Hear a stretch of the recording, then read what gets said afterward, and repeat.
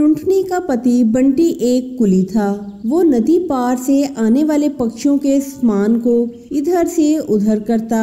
एक दिन बंटी अपने काम पर जा रहा होता है तो टुनटुनी उससे कहती है, अजी अपनी सेहत का भी ध्यान रखा करो। सभी कभी ना कभी छुट्टी लेते हैं, लेकिन तुम तो रोज ही काम करते हो।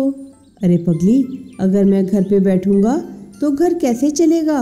और वैसे भी तू माँ बनने वाली है, बच्चे होंगे, हमारा हर्ष भी बढ़ेगा और उनको अच्छा मुस्तकबिल फिर हम कैसे देंगे?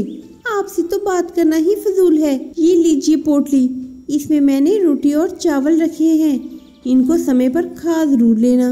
नहीं टुनटुनी, आज मेरी तबीयत कुछ ठीक नहीं है, मेरा कुछ भी खाने का मन नहीं कर रहा। काम से आऊँगा तो खा लूँगा कुछ। वो खाना लिए बगैर ही काम पे चला जाता है।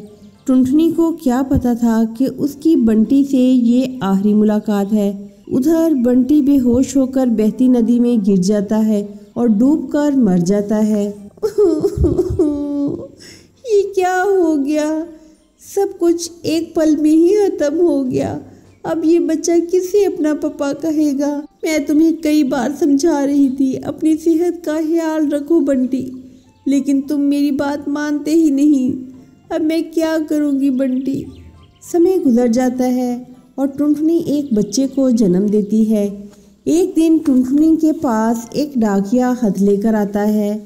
अरे ये खत तो कड़कनाथ सेठ की कंपनी की तरफ से आया है और मुझे बंटी की जगह कुली की नौकरी दी गई है।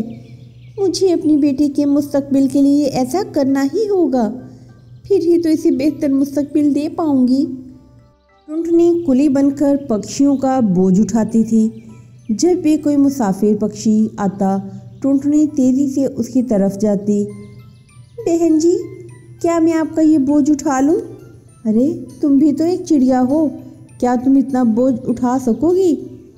हाँ हाँ बहन, मैं इस बोझ को उठा लूँगी। मैंने अपनी ज़िंदगी में न जाने कितना ही बोझ उठा लिया है, ये बोझ तो उसके सामने कुछ भी नहीं है। क्यों, क्या हुआ? और तुम अपनी बेटी को लेकर यूं क्यों घूम रही हो? तुम्हारे पति कहाँ है? क्या वो कुछ नहीं कमाता? आप क्या करेंगी मेरी दुख भरी कहानी सुनकर?